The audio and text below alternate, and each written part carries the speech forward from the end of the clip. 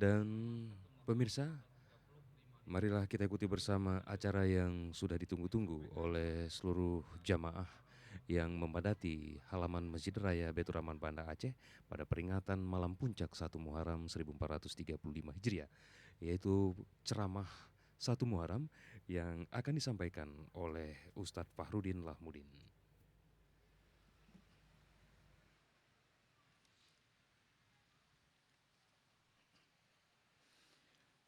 Bismillahirrahmanirrahim.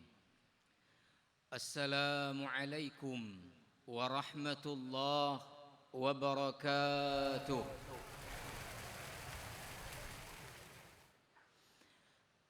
Alhamdulillahilladzi amara rasulahu bil hijrati wa ayyadahu wa ashabahu bin nusrati haitsu qala إن تنصروا الله ينصركم ويثبت أقدامكم أشهد أن لا إله إلا الله وحده لا شريك له وأشهد أن محمدا عبده ورسوله اللهم صل وسلم وبارك عليه وعلى آله وأصحابه ومن اهتدى بهديه وسنى بسنته إلى يوم الدين أما بعد فأوصيني وإياكم جميعا بتقوى الله اتقوا الله حق تقاته ولا تموتن إلا وأنتم مسلمون وتزودوا فإن خير الزاد التقوى واتقوا الله يا أولي الألباب يقول الله جل وعلا في كتابه المجيد يا أيها الذين آمنوا اتقوا الله وقولوا قولا سديدا يصلح لكم أعمالكم ويغفر لكم ذنوبكم ومن يطع الله ورسوله فقد فاز فوزا عظيما وقال عليه الصلاة والسلام في حديثه اتق الله حيثما كنت وأتبع السيئة الحسنة تمحها وخالق الناس بخلق حسن صدق الله العظيم وصدق رسوله النبي الكريم ونحن على ذلك من الشاهدين. Hadirin hadirat yang dimuliakan Allah Subhanahu wa taala. Tentu pada malam hari ini kita sangat bersyukur kepada Allah Subhanahu wa taala atas izin dan rahmat-Nya. Niat baik kita semua, terutama pemerintah Aceh, pada malam ini mengadakan peringatan tahun baru Hijriah. Mudah-mudahan niat baik kita semua dan kehadiran kita pada malam hari ini dicatat di sisi Allah Subhanahu wa taala sebagai bahagian daripada amal saleh kita. Salam ta'zim dan penghormatan saya kepada Bapak Gubernur Aceh. Salam ta'zim dan penghormatan saya Bapak Ketua DPR Aceh beserta para anggota yang berhadir. Saya jamak penghormatan Bapak-bapak dari unsur Forum Korpimda yang berhadir, Bapak Rektor, para kepala SKPA yang berhadir. Saya khususkan salam ta'zim kepada para ulama dan tokoh masyarakat yang berhadir pada malam hari ini. Hadirin dan hadirat yang dimuliakan Allah Subhanahu wa taala. Mendengar pidato Bapak Gubernur tadi, maka kita dan saya secara pribadi menyimpulkan bahwa inti dari apa yang ingin saya sampaikan, bahkan kesimpulannya sudah disampaikan Bapak Gubernur tadi. Padahal tidak ada koordinasi apa yang akan saya sampaikan dan apa disampaikan Bapak Gubernur. Maka saya pikir, kalaulah saya pada malam hari ini tidak menyampaikan lagi tausiah, maka cukuplah tadi arahan Pak Gubernur menjadi renungan dan langkah kita ke depan dalam momentum memperingati tahun baru Hijriah ini. Tapi mungkin kalau seandainya saya tidak menyampaikan, panitia mungkin nanti akan tegur saya, harus disampaikan juga. Maka oleh karena itu, insya Allah saya sudah usahakan untuk membuat satu penjelasan dari apa yang sebetulnya intinya sudah disampaikan oleh Bapak Gubernur dalam sambutannya tadi. Mudah-mudahan nanti tausiah saya ini menjadi renungan dan tazkirah serta mau'izah bagi saya pribadi dan kita semua yang berhadir pada malam ini. Bapak-bapak dan ibu-ibu yang dimuliakan Allah Subhanahu wa taala. Kita awali tazkirah kita pada malam hari ini dengan terlebih dahulu kita melihat latar belakang penanggalan awal di dalam Islam yang kemudian menjadi titik tolak dari apa yang akan kita bicarakan pada malam hari ini dalam tazkirah ini. Para pendengar yang dirahmati Allah Subhanahu wa taala. Di masa Khalifah Umar bin Khattab radhiyallahu anhu berkuasa, maka banyak surat-surat beliau dikirimkan kepada para gubernurnya. Salah seorang gubernurnya masa itu bernama Abu Musa al-Asy'ari. Masa itu Abu Musa gubernur di Basrah. Maka Abu Musa berinisiatif menuliskan sepucuk surat kepada Amirul Mukminin di Madinah, Umar bin Khattab. Wahai Amirul Mukminin, saya banyak menerima surat dari Amirul Mukminin tapi tidak bertanggal. Maka saya merasa bahwa kita umat Islam ini perlu adanya tanggal, terutama untuk surat-surat resmi administrasi negara. Tapi jangan mengikut punya mereka, yaitu Masehi. Maka apa yang diusulkan oleh Abu Musa al-Asy'ari, kemudian Umar bin Khattab membuat rapat para sahabat besar di Madinah.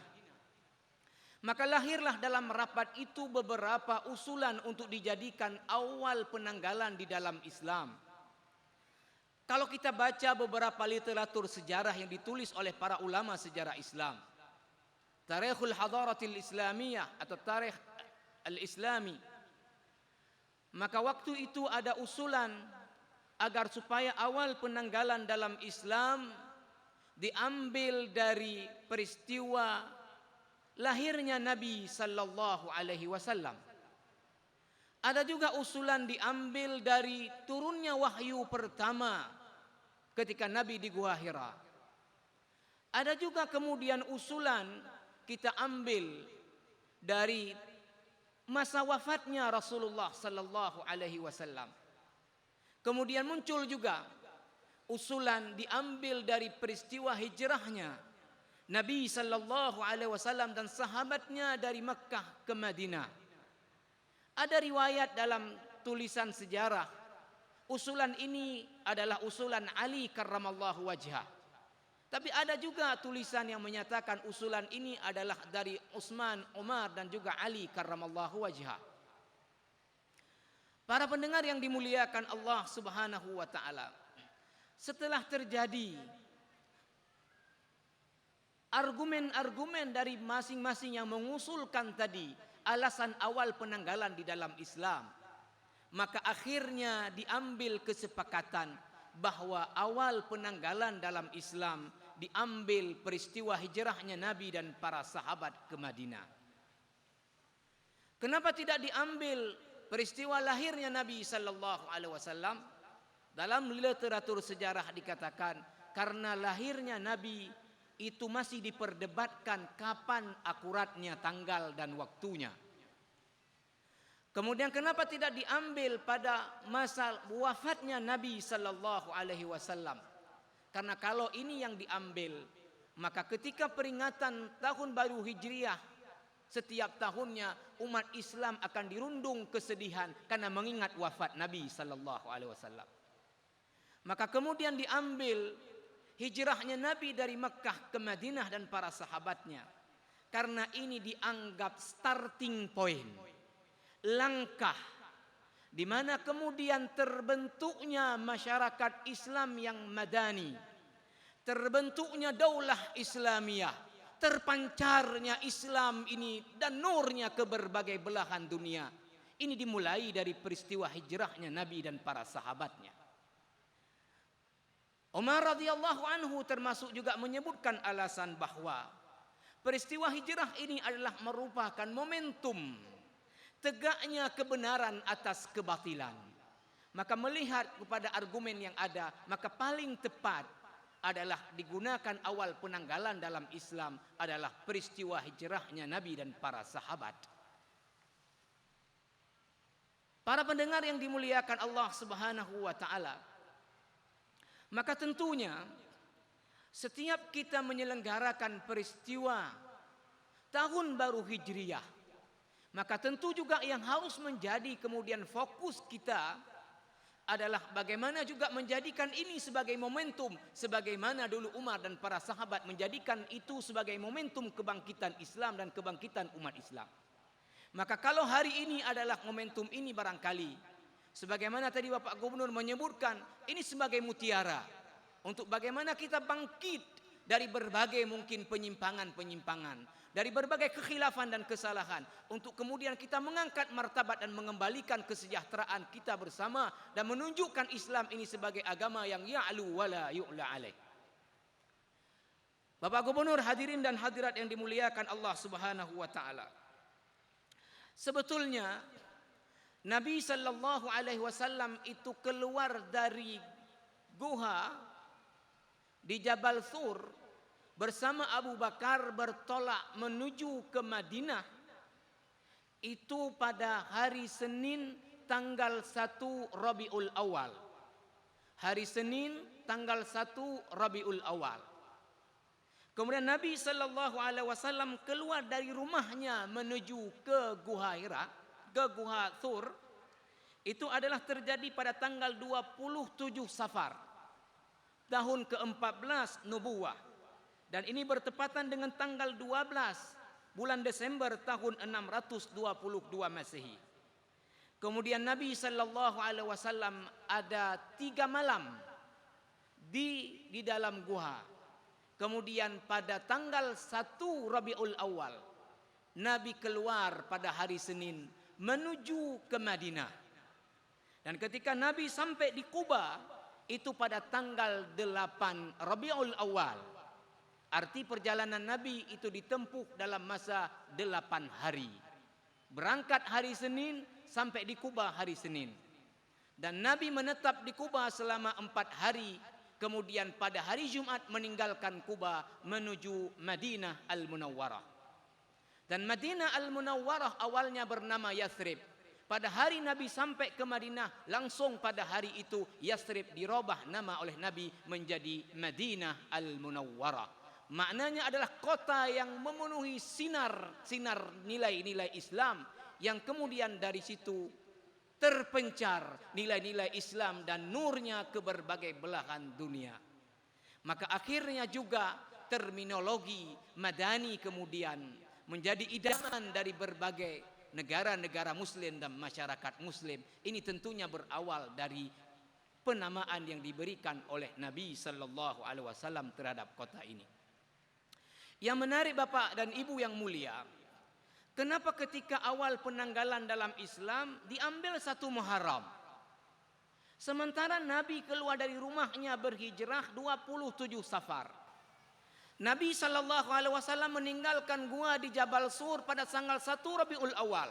Tidak 1 Muharram. Kenapa kemudian di awal penanggalan dalam Islam yang dikatakan bertitik tolak dari hijrah Nabi tidak diambil 1 Rabiul Awal?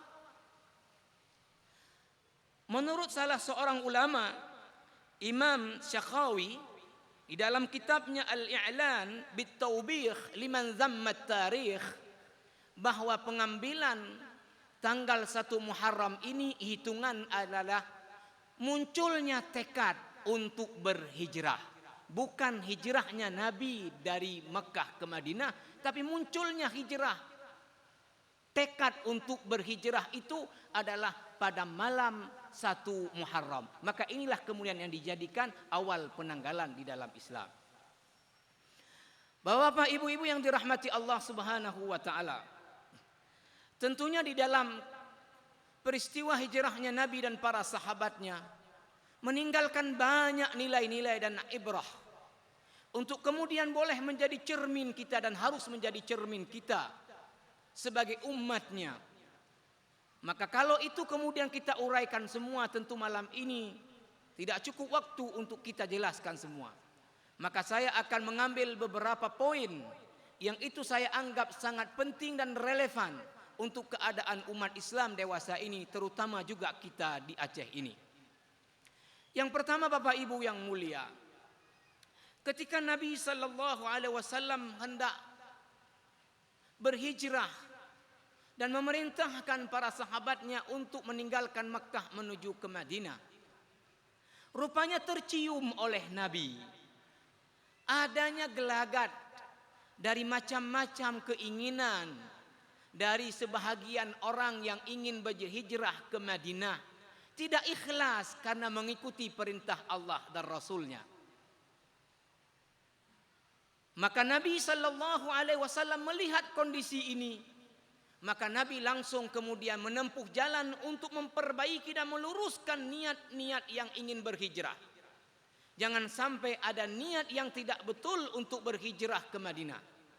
Karena kalau kita baca di dalam hadis yang diriwayatkan Imam Bukhari dan Muslim dan juga perawi yang lain yang bersumber dari Amirul Mukminin Umar bin Khattab radhiyallahu anhu, bahwa di antara orang yang mau hijrah ke Madinah itu ada yang maksudnya adalah sampai ke Madinah nanti akan mendapatkan materi-materi dunia. Sampai ke sana akan dibagikan kebun korma, akan dibagikan rumah, akan dibagikan lahan, ibarat orang transmigrasi. Jadi bukan karena perintah Allah, tapi karena ingin merubah nasib duniawinya. Hadis menyebutkan dengan tegas juga, ada orang yang mau hijrah, itu pasal apa? Ingin dapat cewek nanti di Madinah. Sehingga populer dalam banyak riwayat bahwa dulu ada seorang pemuda di Mekah melamar seorang perempuan namanya Ummu Qais. Maka kemudian Ummu Qais ini telah menolak lamaran orang ini kecuali jika dia mau berhijrah. Maka laki-laki ini kemudian hijrah ke Madinah untuk maksud dapat kawin dengan Ummu Qais. Maka masyhur laqab sahabat ini di kalangan para sahabat dengan laqab Muhajir Ummu Qais. Karena hijrah mau kawin. Oleh karena itu Nabi SAW awalnya adalah luruskan dulu niat, betulkan dulu niat untuk hijrah. Maka Nabi katakan di dalam hadis sahihnya dari Umar bin Khattab radhiyallahu anhu, qala sami'tu Rasulullah sallallahu alaihi wasallam yaqul, saya telah mendengar Nabi sallallahu alaihi wasallam bersabda, innamal a'malu binniyati wa innama likulli imri'in ma nawa, faman kanat hijratuhu ila Allah wa rasulihi fahijratuhu ila Allah wa rasulihi, wa man kanat hijratuhu lidunya yusibuha aw imra'atin yankihuha fahijratuhu ila ma hajara ilaihi. Kata Rasulullah, sesungguhnya seluruh amal-amal perbuatan itu bergantung kepada niatnya apa. Dan setiap orang akan peroleh apa dari amalnya bergantung niatnya apa. Barang siapa yang hijrah karena Allah dan Rasulnya, maka hijrahnya akan bernilai ibadah di sisi Allah dan Rasulnya. Dan barang siapa yang hijrah untuk maksud materi dunia, yusibuha, dia dapat materi itu. Awi mara'atin, atau maksud untuk dapat perempuan untuk dia kawin dan nikahi.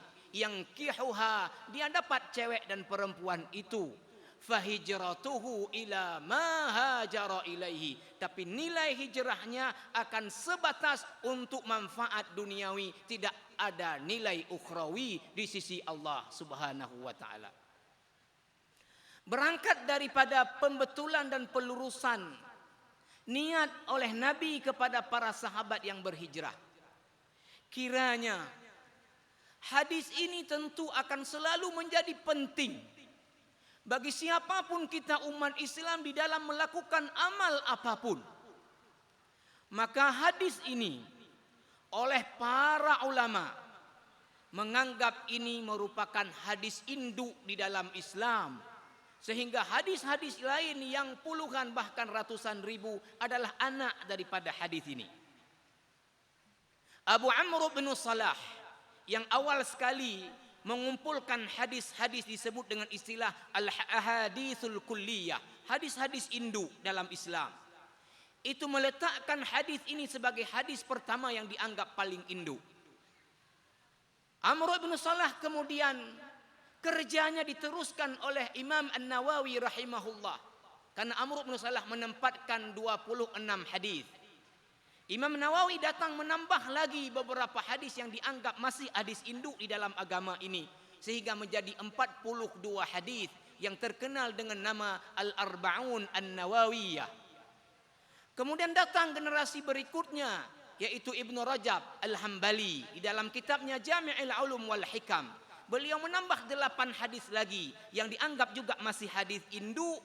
Maka beliau juga telah menempatkan hadis innamal a'malu binniyat wa innamal likulli imri'in ma nawa. Ini hadis paling induk di dalam agama ini.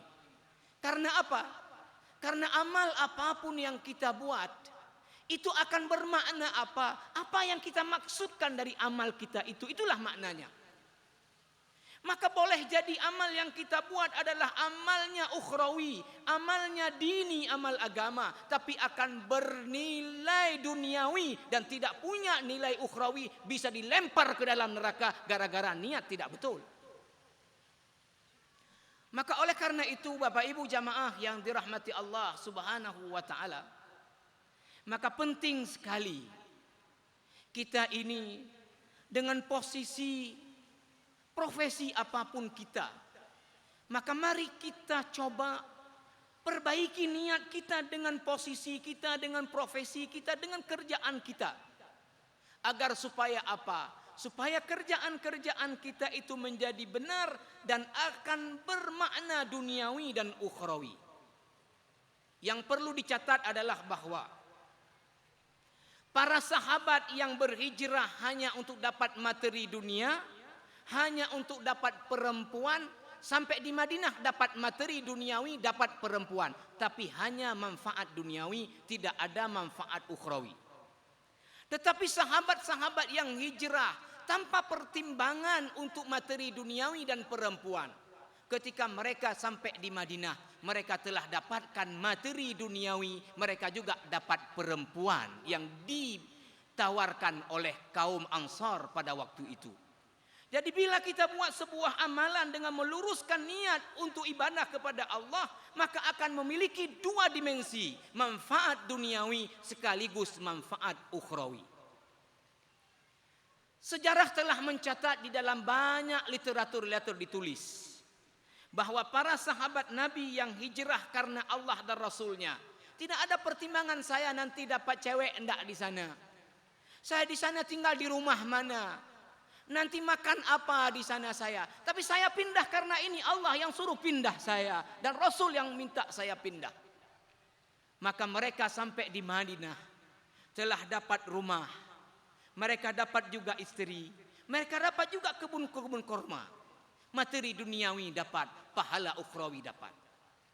Yusuf Al-Qardawi dalam kitabnya Fatawa Mu'asirah jilid 1, di dalam bab Al-Islam wa Tijarah, Islam dan perniagaan, telah mengangkat satu cerita bahwa Abdurrahman bin Auf, salah seorang pedagang besar di Mekah, tapi karena berhijrah ke Madinah tidak bawa apa-apa kemudian ke Madinah.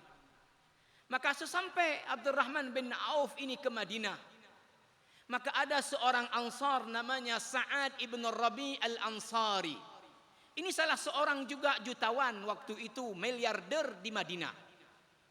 Apa kata Sa'ad ibn Rabi al-Ansari ini kepada Abdurrahman bin Auf? Wahai Abdurrahman, saya adalah orang yang kaya di Madinah ini. Saya ingin harta saya ini bagi dua, setengah untukmu, setengah lagi untuk saya. Saya wahai Abdurrahman punya rumah dua, satu untuk kamu, satu lagi untuk saya. Saya bahkan Abdurrahman punya istri dua. Silahkan kamu pilih dulu mana yang kamu paling suka. Laporkan kepada saya, akan saya cerai. Habis iddahnya kawin untukmu yang kamu cintai itu. Nanti kita akan jelaskan lebih detail yang ditulis oleh Profesor Dr. Wahbah Az-Zuhairi dalam kitab tafsirnya Al-Munir tentang sebab turunnya surah Al-Hasyr ayat 9. Bagaimana para sahabat yang hijrah ikhlas karena Allah dan Rasul di Madinah dapat bermacam materi-materi duniawi. Maka oleh karena itu, siapapun kita, terutama kita-kita yang pegawai negeri atau pegawai-pegawai di mana, apalagi yang ada jabatan dan amanah di tangan kita, maka mari kita coba untuk benahi dan luruskan niat kita. Untuk apa kita jadi PNS? Untuk apa kita kepala dinas? Untuk apa kita kepala badan? Untuk apa kita kepala institusi ini, institusi itu? Kalau ini bisa kita manfaatkan, makin besar jabatan kita, makin besar kedudukan kita, makin besar kewenangan kita, maka makin besar ladang amanah amal kita di